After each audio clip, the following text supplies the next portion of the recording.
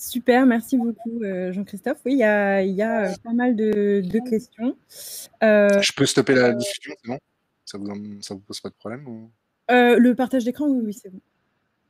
Vous pouvez. Merci. Hop. Comme ça, on verra mieux, peut-être même aussi mieux les sous-titres. Voilà, super. Alors, on va prendre les questions les plus dans l'ordre des plus populaires. Je ne sais pas si vous pouvez les voir, mais du coup, la première question de Julien, avez-vous des références préférées en matière de cartographie collaborative ou de mapping? Alors, qu'est-ce que tu appelles les références, Julien? Alors, mécaniquement, hein, comme je citais, Adaptive Path a quand même bien structuré les choses. Ils ont le Guide to Experience Mapping qui est hyper intéressant. Je vous invite à aller voir, qui est quand même assez complet en fait. Alors, ça remonte un petit peu, mais il y a des choses qui sont toujours très intéressantes. Ça peut être un bon point d'entrée pour le côté experience mapping. Après, ce qu'on voit, c'est qu'aujourd'hui, il y a il y a une forme de nouvelle discipline naissante, le côté systémique. Il y a eu des interventions dans le cadre des FLUPA, hein, sur ces questions de modéliser les systèmes et autres. On sent que c'est un sujet qui est vraiment qui commence à prendre de plus en plus de poids. Donc voilà, je pense qu'il y a un peu ce côté-là, l'approche systémique, les approches d'analyse de l'activité forcément sont très intéressantes. Nous, on les intègre directement puisqu'elles font partie de notre ADN pour la plupart sur le volet insight en tout cas, ergonomie. Et après, ouais, les travaux d'ergonomie et de modélisation un peu au sens large, hein, que ce soit, j'ai parlé des parcours, mais sur les personas, on aurait tout autant de choses à dire sur voilà les choix qui sont faits, la place d'un modèle. Voilà, il faut. Donc là, comme ça à chaud, j'ai perdu le titre, mais ça me fait penser à un bouquin qui est assez daté, mais qui est vraiment sur ces questions-là. Faut que je recherche et je me noterai de trouver ça. Il complétait sa question dans les commentaires en disant des cartographies universelles. Donc, c'était pour des références de cartographie universelle, enfin collaborative universelle. Alors, en rajoutant universel à la question, ça la rend pas plus claire pour ma part. Vous répondez sur sa question ou... En fait, enfin, je sais pas si ça va répondre à la question, mais si l'idée c'est de penser qu'on peut prendre un modèle et l'appliquer un peu de façon systématique d'un monde à l'autre, ça marche pas très clairement. D'ailleurs, ce qu'on voit, c'est que même en ayant hybridé l'expérience map et le blueprint, on se retrouve avec un truc qui ne se ressemble pas d'une mission sur l'autre. Donc, c'est avant tout la démarche et les choix qui vont être faits. Il faut quand même se baser un peu sur la théorie du modèle et de la modélisation pour être assez à l'aise, on va dire, avec ce qu'on fait, comment on peut le manipuler, qu'est-ce qu'on peut s'autoriser. Mais par contre, moi, je rejoins clairement l'idée que de sortir un peu du cadre aussi, quoi. C'est-à-dire que l'expérience map, c'est très bien, ça répond à un certain nombre de besoins, mais ça répond pas de façon universelle à tous les besoins. Et c'est vrai pour n'importe quelle méthode ou n'importe quel formalisme. Donc aujourd'hui, nous, on se retrouve beaucoup à hybrider, croiser, à déconstruire, à tordre un peu les choses. Tant qu'au final, et ça c'est ça qui est important, c'est que j'ai oublié de le mentionner, mais au final, le modèle il est incomplet, il est imparfait, etc. Mais ce qui compte, c'est le résultat en interne. Et ce qu'on voit, c'est que quand bien même il est incomplet, imparfait, discutable, etc. Il fait un peu office de référence, quoi. Et en fait, réussir à créer un point de référence dans une organisation ou dans des organisations qui sont souvent très complexes, enfin, c'est déjà gagné, quoi. Je veux dire, honnêtement. Après, voilà, il y a tout l'enjeu de mettre à jour ça, de dire que c'est un ongoing process, que, en fait, j'ai l'impression que le résultat de la démarche, c'est le livrable, mais c'est avant tout le fait de communiquer une vision parcours côté client. Et nos clients, pour certains, c'est très clair. Les ruptures expérientielles, vous parlez à des gros opérateurs de la vente de billets de train, ils savent très bien ce que c'est parce que c'est des choses qui les préoccupent. Mais ça peut être tout aussi vrai quand vous êtes auprès d'une PME locale ou même dans une institution, quoi. Voilà, il n'y a pas de méthode universelle. Je suis désolé, Julien. Ça dépend du contenu et à qui on Du s'adresse. contenu, du contexte, et tout est fait sur mesure, très clairement. Aujourd'hui, on n'a pas de template. Enfin, c'est un truc tout bête, mais ça en dit assez long, je trouve. On n'a pas de gabarit aujourd'hui type. À chaque fois qu'on part explorer un nouveau domaine, on va en tirer des intérêts, visualiser ces choses, de mettre en certains aspects, d'autres moins, etc., qui font qu'à chaque fois, on a besoin de revoir un peu la palette en fait de composants qu'on va utiliser, quoi. Une autre question un peu plus pratique, quels sont les outils logiciels les plus adaptés pour représenter des modèles assez complexes? Alors ça, c'est pareil, gros sujet. Le papier et le crayon, c'est un très bon outil de base. C'est un truc tout bête, mais on l'oublie un petit peu. Nous, après, on utilise beaucoup, on travaille vraiment le fond puis la forme aussi. Donc ça, c'est lié à l'organisation de comment fonctionnent ceux qui fabriquent les parcours, on va dire. Nous, on est vraiment dans cette idée-là où on a des gens qui sont plutôt typés research, qui vont aller sur le terrain collecter l'information et la transformer la mettre en forme d'une certaine manière, mais enfin, choisir les types d'informations qu'on veut représenter, les liens qu'on veut faire apparaître, etc. Et après, il y a vraiment le travail quand même de création. J'en ai pas parlé, mais la direction artistique ou l'esthétique a une dimension importante dans ces livrables-là. Le but, c'est de favoriser aussi l'adoption, l'envie de l'avoir, l'envie de l'afficher au mur. Ça, le référentiel commun, c'est ça aussi. Hein. Nous, on a certains clients qui ont eu, on appelait ça des expériences maps, c'était déjà des espèces de mètres 50 par 1,20 m de haut. Donc voilà, c'est des choses qui sont très imposantes. Donc mécaniquement, on se retrouve sur des outils de PAO plutôt. Donc ça va être tantôt du InDesign, tantôt du Illustrator, je dirais, c'est en fonction des points. Ça peut être voilà, n'importe quel outil de PAO à la limite va fonctionner pour faire ça, quoi. Mais la base, c'est de vraiment verrouiller le fond, l'architecture d'information, et ça, papier crayon, ça va très bien. Et on travaille beaucoup avec Miro aussi, puisque forcément les outils de collaboration en ligne, puisque comme on essaie les parties prenantes dans la modélisation, ils interviennent directement au sein même de ces brouillons de parcours, entre guillemets. Et du coup, voilà, alors, il y a des vraies questions de transfert de quand tu es sur Miro, quand tu veux passer sur quelque chose qui est, voilà. Je pense qu'on a tous vu aussi ça sur les 12 ou 18 derniers mois, mais voilà, il y a le côté collaboratif qui est en édition, etc. Le côté tableur, c'est ce que je disais, à un moment donné, ça reste qu'un tableau, hein, au final, une expérience map ou un modèle, ça reste quelque chose qui est en 2 dimensions, donc ça se fait très bien dans une matrice ou un tableau. Après, il y a des choses qui sont à explorer, voilà, des choses peut-être plus dynamiques en termes de visualisation et autres. Mais aujourd'hui, concrètement, on a des données brutes qui sont transformées dans un tableau, et le tableau il y a quasiment un wireframe qui peut être fait, on va dire, de l'architecture d'information. Et après, il y a une phase de DA, quoi. C'est comme ça qu'on séquence aujourd'hui les choses. Je pense que ta réponse aussi répond à d'autres questions qui sont un peu plus en dessous, mais par rapport au travail à distance, justement tous ces outils collaboratifs là, dont tu parlais, comment représenter ça dans un contexte à distance?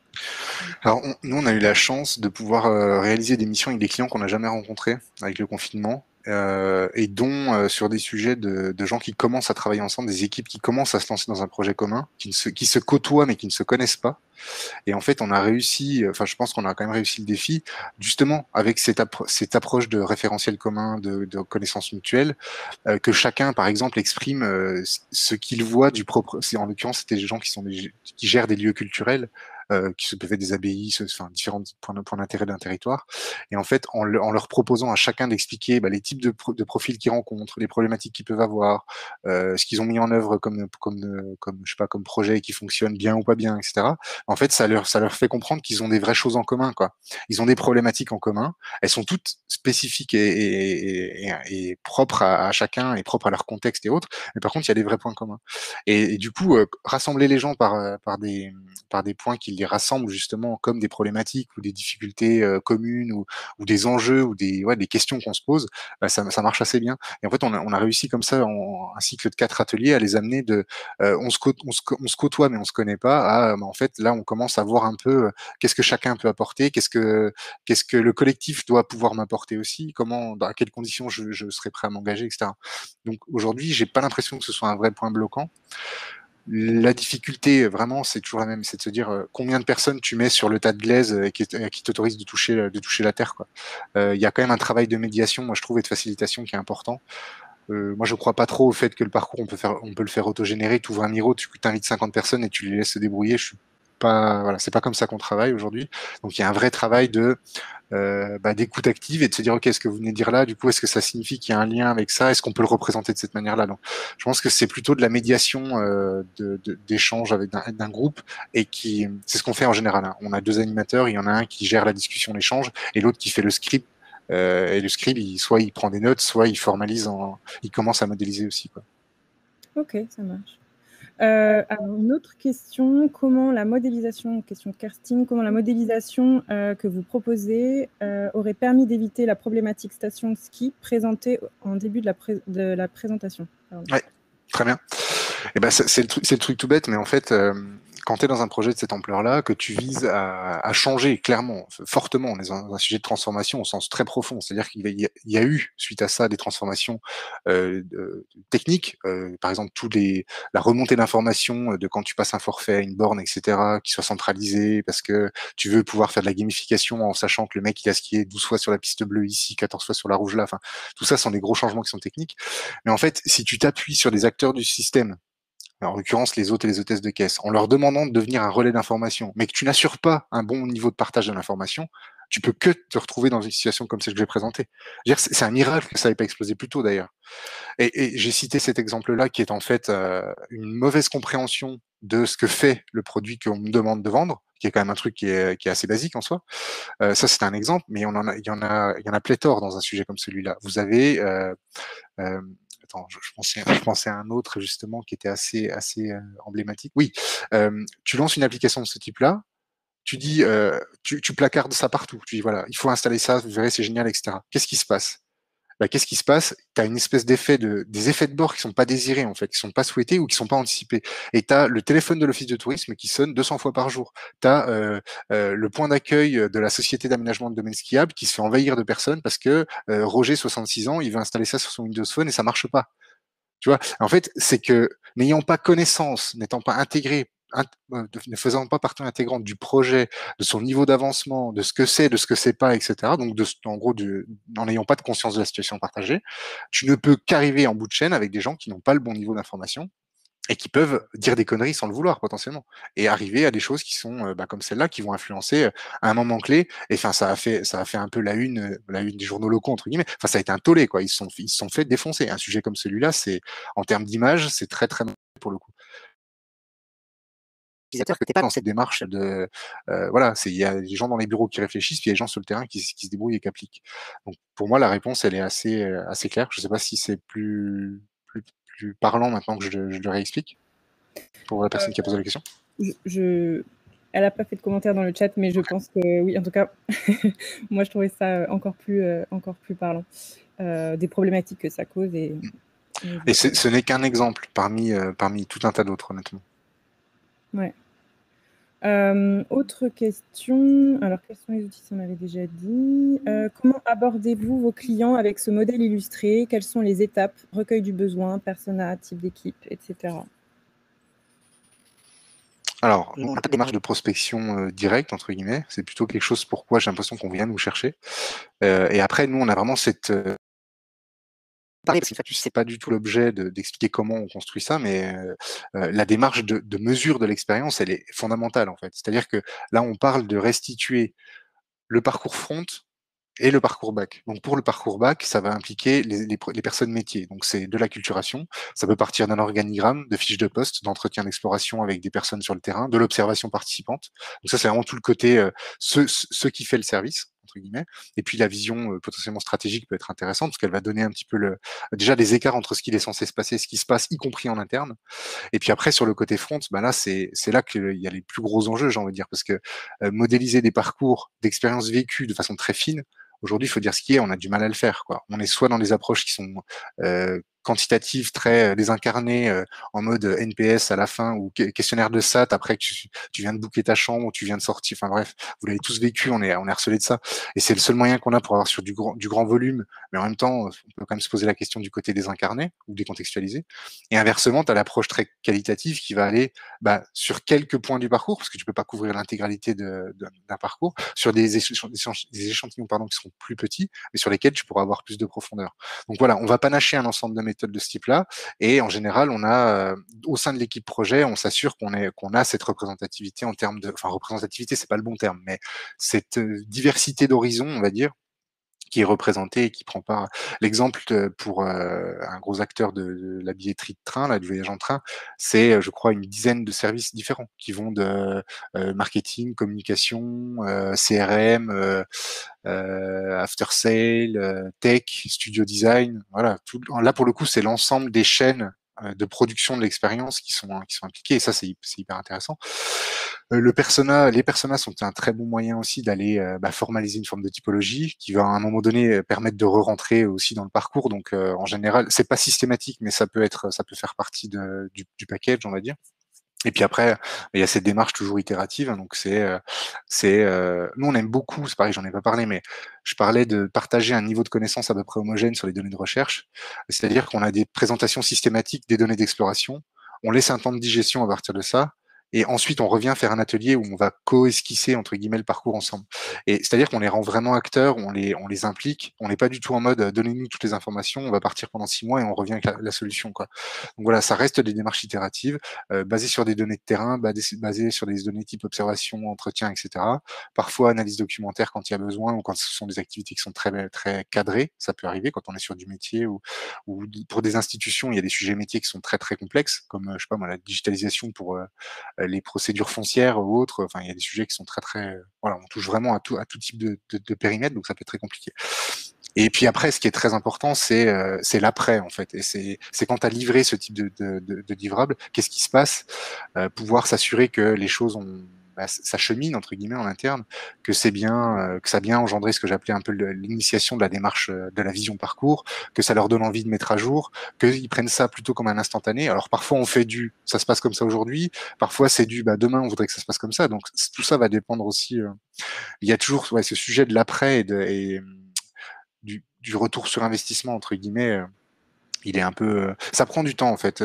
Le travail qu'on avait fait là sur le jour d'arrivée en station, moi j'ai été ça m'a fait sourire de voir qu'il y a quelques années, enfin un an ou deux maximum, la mission doit dater d'il y a 5 ans, il y a des gros chantiers qui ont été faits qui correspondent à des choses qu'on avait évoquées à l'époque. Alors on se rattrape pas du tout sur, c'est pas grâce à nous, c'est juste parce que je pense qu'en mettant les gens ensemble, ils ont eu il y a cette démarche d'intelligence collective qui fait qu'à un moment donné, oui, il y a un enjeu prioritaire. et et l'exemple aussi pour cette station qui est très intéressant, je trouve, c'est avant de se lancer dans la démarche, où tu as un acteur en général qui est assez haut placé qui dit, pour être poli, vous m'embêtez avec vos histoires, les points noirs du parcours, on les connaît, c'est tel truc, ça coûte tant, on n'a pas l'argent.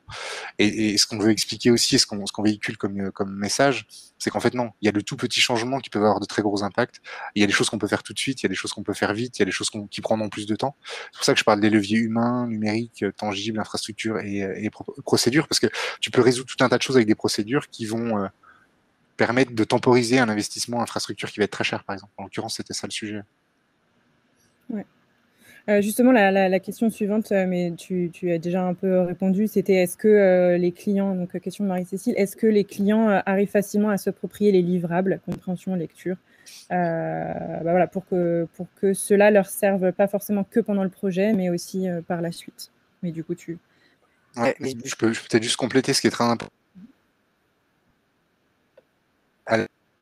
Pas pendant, c'est moins grave que si s'approprie pas après, j'ai envie de dire. Ce qu'on véhicule, en fait, il y a un vrai accompagnement qui est fait avec ce type de démarche. C'est-à-dire que, en général, déjà, on a des équipes projets avec qui on a travaillé, à qui on restitue le produit de la modélisation, et on a souvent des restitutions un peu plus étendues, parce qu'en fait, c'est des choses qui se doivent être autoporteuses, mais qui sont très dures à autoporter.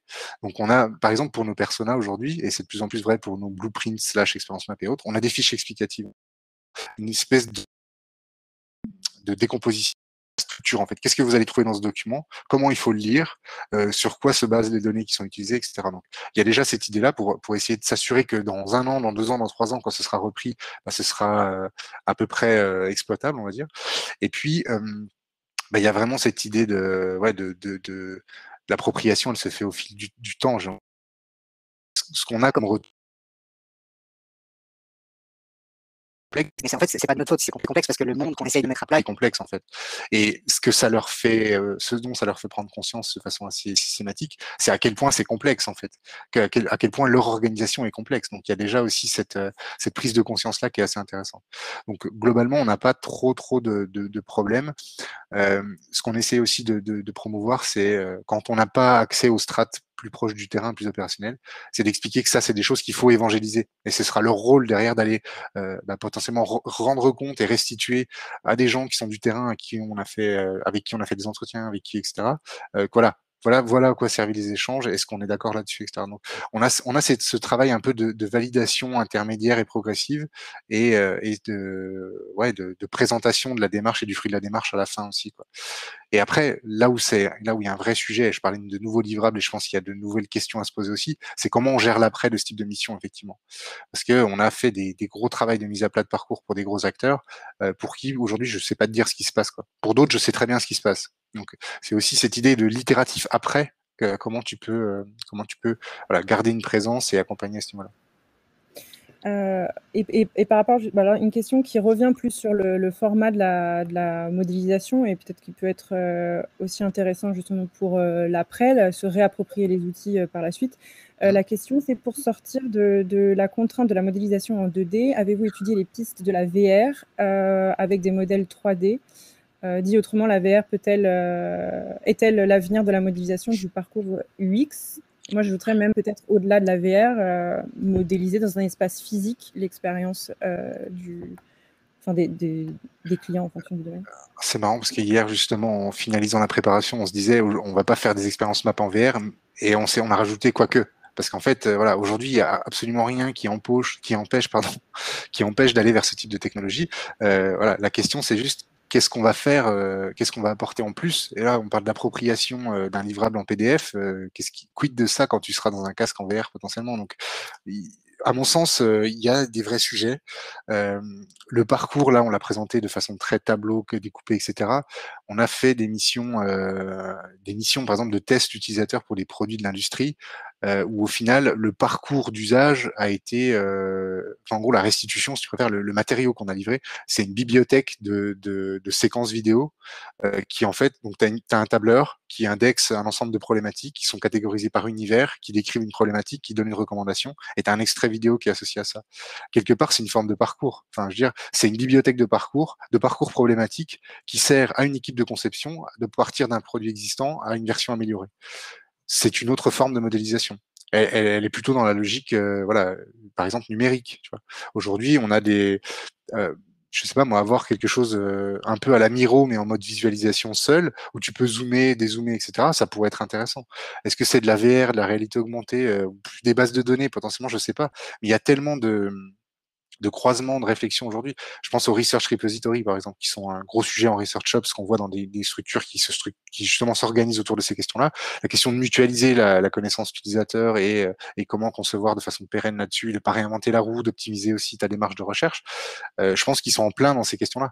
Dire comment je crée un pont entre ma matière première quasiment, les insights en gros, la connaissance que j'ai collectée auprès de mes utilisateurs, et ça passe par des bases de données, par des logiques de tag, etc. Ça serait on n'a même pas besoin d'aller jusqu'à la VR pour imaginer des choses qui sont tout aussi intéressantes. Là où je pense que moi j'utilise beaucoup la vidéo en fait, plus que la vidéo, voire le photoreportage. Et on l'a fait ça pour le Paléo Festival, c'est un très bon exemple. On s'est retrouvé post-festival devant une centaine de personnes qui sont les membres du comité d'organisation, et on est venu raconter 4 ou 5 histoires avec à chaque fois 4 ou 5 photos. Et en fait, c'était vraiment juste, voilà, je vais vous raconter 5 petites histoires, et ces 5 petites histoires à elles seules, elles vont vous sembler complètement, très très contextualisées parce que ça se passe chez vous, mais vous allez voir qu'en détricotant ça, on va pouvoir identifier tout un tas de problématiques sur le service. Et en fait, en partant de ça, en donnant à voir que cette partie-là, on leur a permis de rentrer sur une logique de modélisation des effets de rebond, par exemple, physiquement sur un espace, en disant en fait les gens vont là, ils rebondissent, etc.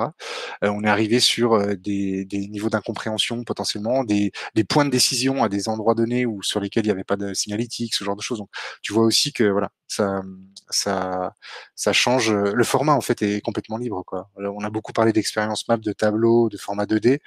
Honnêtement, le parcours c'est aussi de la photo, c'est aussi de la vidéo. Alors la VR pourquoi pas, mais même en première personne, c'est déjà énorme. Enfin, quand tu vois, on le fait peu parce que c'est très très lourd à exploiter en fait. On a fait les tests dont je te parle avec les machines industrielles pour le biomédical. Les gens étaient équipés d'une GoPro en harnais, etc. À la fin, tu sors, tu as des terras de données et c'est hyper compliqué. Donc, on a choisi vraiment quelques petits exemples en disant là, celui-là il est symptomatique parce que là, il y a un danger de se cogner ou ceci ou cela. Et voilà, c'est C'est un exemple parmi tant d'autres, quoi. On est vraiment dans la démarche de phénoménologie outillée, quoi, quasiment. Si tu veux capturer l'activité, tu peux prendre un peu tous les moyens que tu veux, quoi. Tu peux faire dessiner les gens, tu peux les photographier, les enregistrer en vidéo, enregistrer du son potentiellement, je sais pas. Ok, alors peut-être il nous reste 5 minutes. La prochaine question, comment passer facilement de la modélisation à l'action? Risque de faire un beau poster inutile. C'est la question à $1 million, ça. Non, mais c'est évident que ce serait extrêmement frustrant de te dire, voilà, on a produit cette superbe parcours qui fait 2050 par 2020 et là, il n'y a pas d'actionnabilité. Ce qui est, tout à l'heure, on posait la question, clients s'approprier ça et comment on aborde les clients avec ça. Très clairement, les gens qui acceptent de se lancer dans cette démarche, c'est parce qu'ils savent que derrière, ça va passer à l'action. C'est la conclusion. C'est-à-dire que tu es attendu là-dessus. Si tu passes pas à l'action, tu as perdu. Remettre à plat pour remettre à plat, ça sert pas à grand-chose. Donc, comment on passe facilement, c'est pareil, ça va dépendre des équipes, ça va dépendre des sujets, etc. Mais en général, le fait d'avoir déjà cette décomposition en séquence, on crée des niveaux de lecture en fait, donc la priorisation, en leur disant bah, maintenant on peut tester des choses. Là, ce qu'on n'a pas dit, c'est pas la fin potentiellement du processus, c'est qu'à partir de là, tu peux commencer à t'embarquer dans de la co-conception, tu peux commencer à esquisser des scénarios. Pour la station de ski, on avait rédigé des fiches actions par exemple, en disant bah voilà, toutes ces étapes-là, on les connaît maintenant, on les a cartographiées, il y a des problématiques qui existent. Bah déjà, essayons de recouper. Et on avait sorti de 5 grands parcours différents, je crois 9 fiches actions. Et en fait, c'était des fiches projets qui récapitulaient, entre guillemets, qui récapitulaient des actions qui vont... Oui. Je te coupe parce qu'on te